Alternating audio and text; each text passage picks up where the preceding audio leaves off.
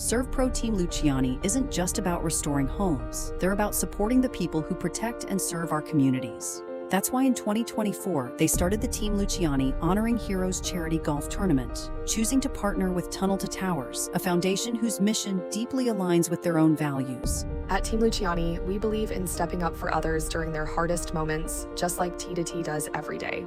Knowing the incredible work that the Tunnel to Towers Foundation does, like paying off mortgages for families of fallen first responders and providing smart homes for catastrophically injured veterans, is what inspired us to give back to them in a bigger way.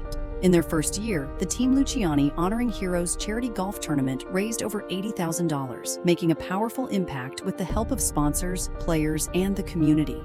We can't wait for the 2025 tournament to do it all again. But we can't do this alone. That's why we're proud to partner with businesses and individuals in our community who believe in this cause and want to stand behind the values of service, sacrifice, and support for our heroes. Thank you to everyone who made our first year such an incredible success. We're so grateful for your support, and we can't wait to see you on the course in 2025 as we come together once again to honor our heroes and make an even greater impact.